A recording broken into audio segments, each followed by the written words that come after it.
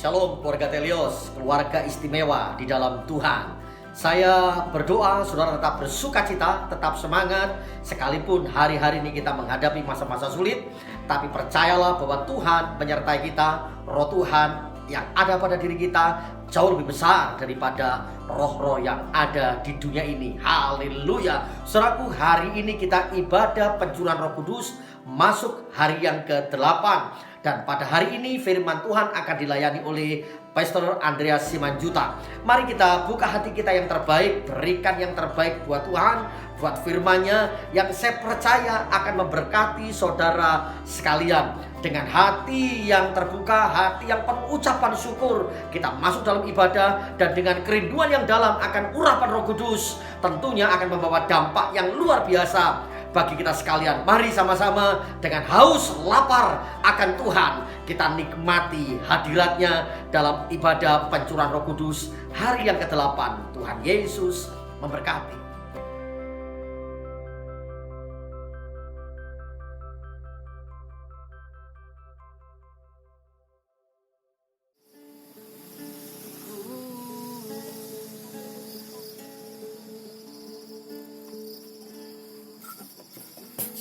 Siapakah yang dapat pisahkanku dari kasih-Mu?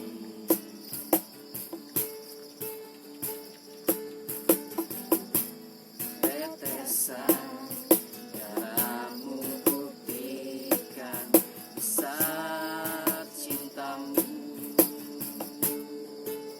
Sedalamnya lembah di hidupku, Engkau datang mengangkat hidupku. Biarlah cinta di hatiku terus menyala di dalamku. Takkan pernah mampu ku jauh dari-Mu. Engkau alasanku hidup setiap musim di hidupku. Engkau ada bersamaku, memberi kekuatan, memberi pengharapan. Engkau segalanya bagiku.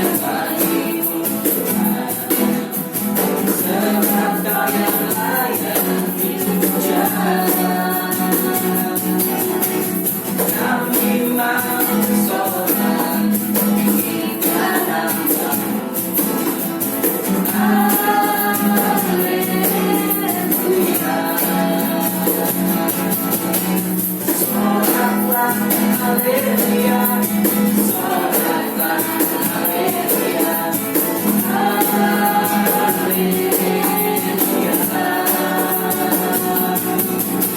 soraklah haleluya, soraklah haleluya, soraklah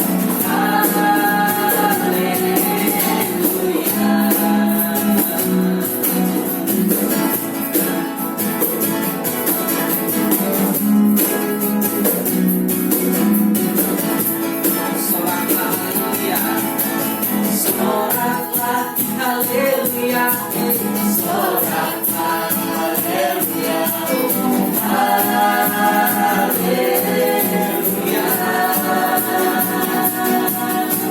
soraklah haleluya,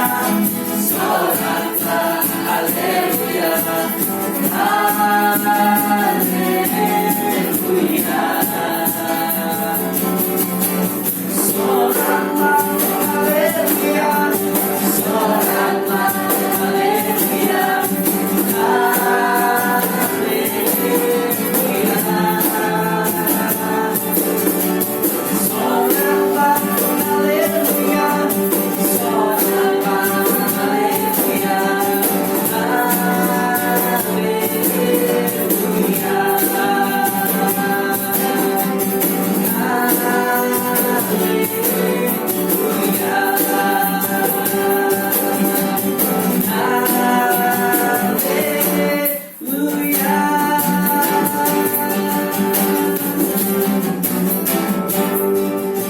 haleluya, ku menyanyi tentang dia, haleluya, ku bersorak tentang dia, haleluya, ku tak dapat tanpa dia. Satu adalah ciptaan baru dan ku hidup dalam keselamatan, tak ada mengikat puji Tuhan, haleluya, haleluya, ku menyanyi tentang dia, haleluya, ku bersorak tentang dia, haleluya, ku tak dapat hidup tanpa dia.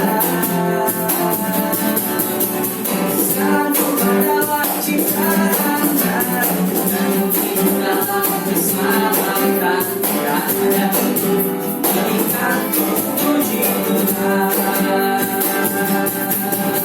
tak ada mengikat puji Tuhan, tak ada mengikat puji Tuhan.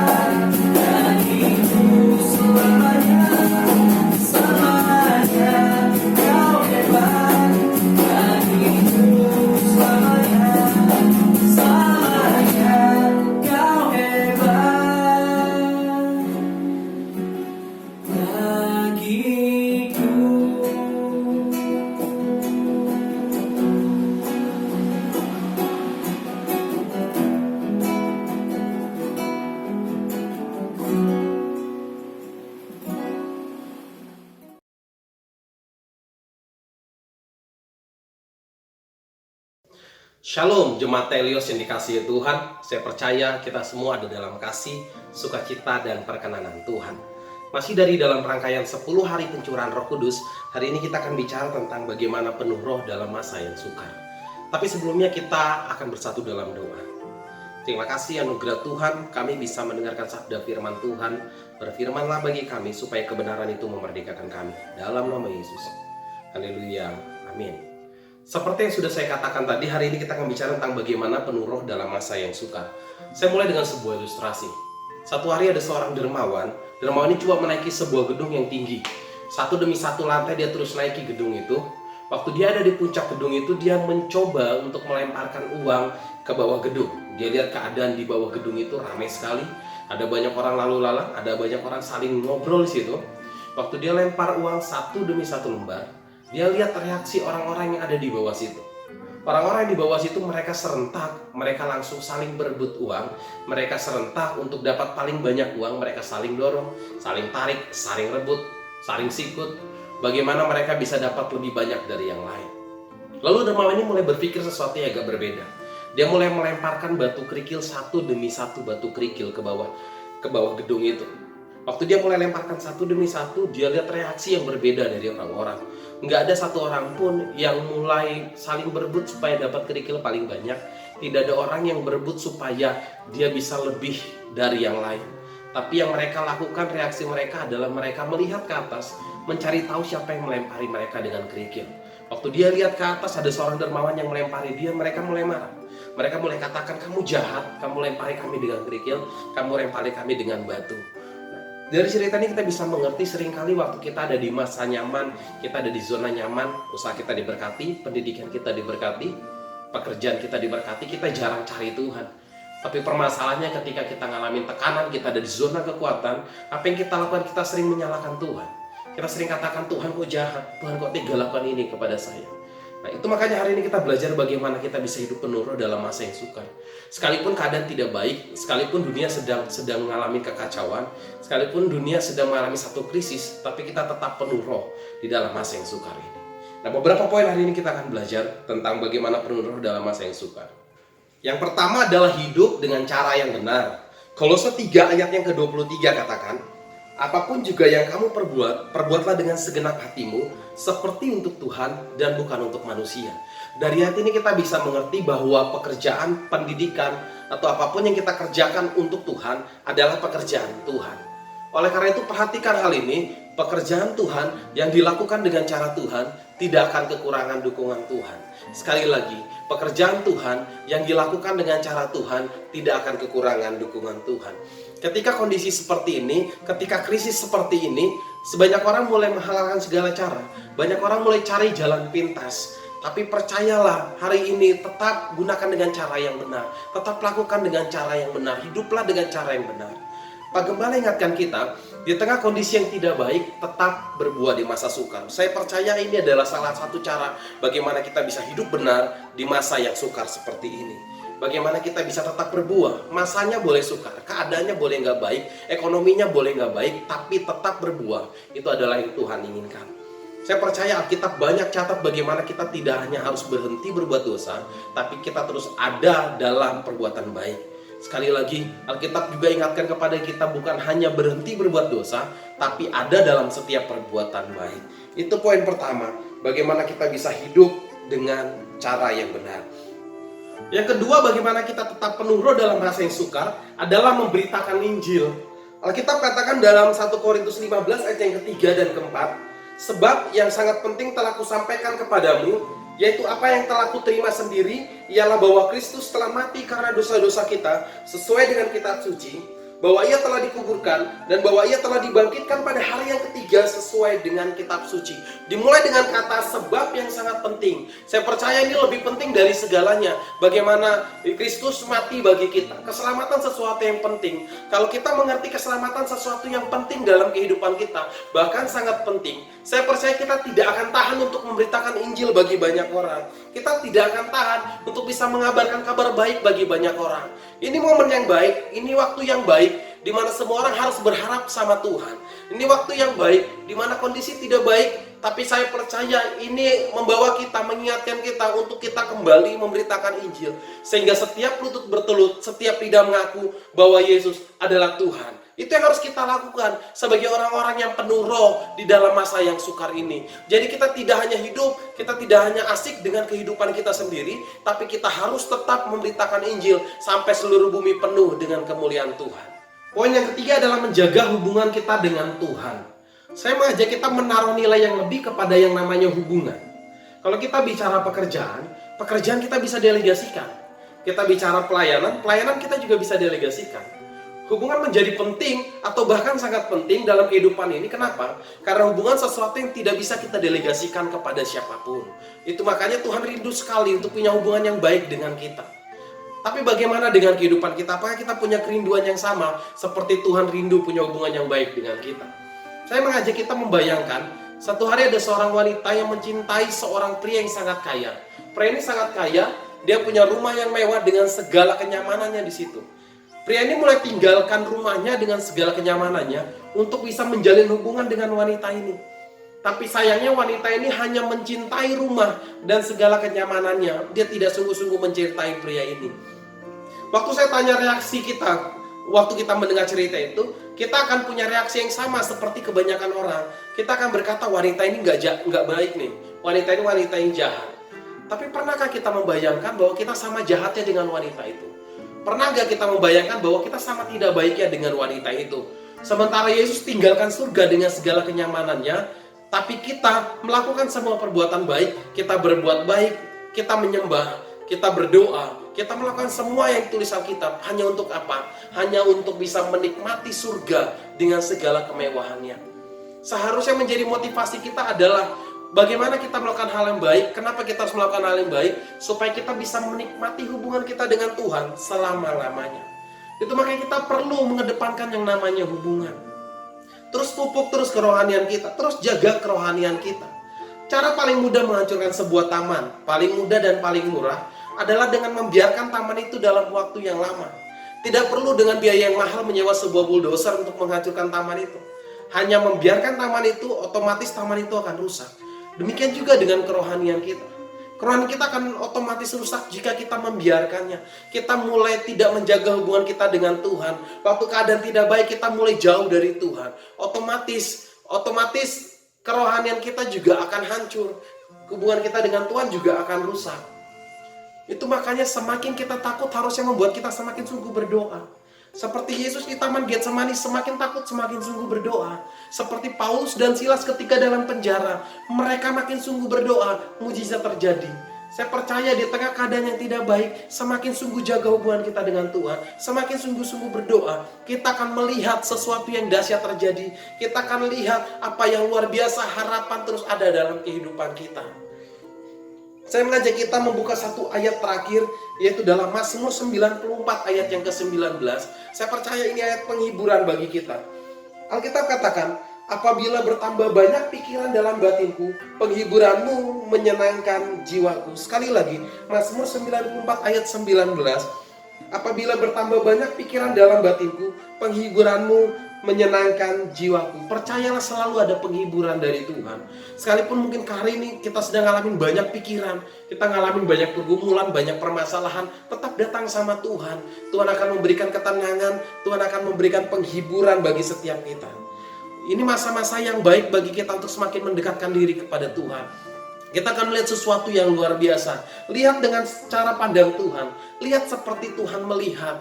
Jangan terlalu sibuk lihat masalahnya, tapi pandang Tuhan lebih besar dari masalahnya. Saya percaya kita akan melihat sesuatu yang dahsyat. Waktu kita melewati krisis ini, kita akan melihat ke belakang bagaimana Tuhan tolong kita. Waktu kita sudah melewati pandemi ini, kita akan melihat mujizat demi mujizat tidak pernah berhenti dalam hidup kita. Pertolongan demi pertolongan Tuhan tidak pernah berhenti dalam hidup kita, karena kita tetap mengandalkan Tuhan. Ini makanya hari ini kita belajar tentang bagaimana tetap hidup penuh roh dalam masa yang sukar.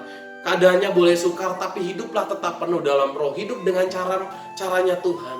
Hidup dengan cara yang baik. Hidup semakin mendekatkan diri sama Tuhan. Karena hidup ini adalah kesempatan yang Tuhan beri bagi kita. Mari kita bersatu dalam doa. Terima kasih anugerah Tuhan, kami diberikan kesempatan untuk mendengar sabda firman Tuhan. Terima kasih kami diajar untuk tetap hidup penuh roh dalam masa yang sukar. Sekalipun keadaannya sukar, sekalipun keadaannya tidak baik, sekalipun kami ngalamin masalah dalam berbagai aspek kehidupan, kami percaya Tuhan tidak pernah tinggalkan kami. Kami percaya Tuhan tetap ada bagi kami. Tuhan sedang rancangan satu hal yang besar dalam hidup kami. Kami percaya tidak ada sesuatu terjadi dalam hidup kami tanpa seizin Tuhan. Kalau hari ini kami pun sedang mengalami satu masalah yang besar mungkin dalam kehidupan kami, mungkin dalam kesehatan, dalam ekonomi, dalam pendidikan, dalam keluarga, dalam apapun, kami percaya karena Tuhan sedang membawa kami semakin dewasa dalam kerohanian kami. Ajar kami hari ini semakin datang sama Tuhan, semakin kami takut, semakin kami berdoa sama Tuhan, semakin kami takut, semakin kami datang sama Tuhan, supaya kami bisa melihat perkara dahsyat terjadi dalam hidup kami. Terima kasih, berkati kami semua, setiap jemaat yang mendengarkan semua diberkati Tuhan. Kami bersyukur dalam nama Yesus, haleluya, amin. Puji Tuhan. Saya percaya kita semua diberkati oleh firman Tuhan yang disampaikan oleh hambanya. Saya berdoa saudara tetap bersuka cita, dan mari kita menjadi pelaku-pelaku firman Tuhan sehingga Tuhan berkenan atas kehidupan kita. Dan besok kita masuk di hari yang ke-9. Saya berharap saudara tetap bersemangat dan tetap bersuka cita. Percayalah Tuhan Yesus baik. Percayalah Dia terus menganugerahkan segala rancangan yang terbaik bagi orang-orang yang mengasihi Dia. Tetap semangat dan selalu membara dalam Tuhan. Haleluya.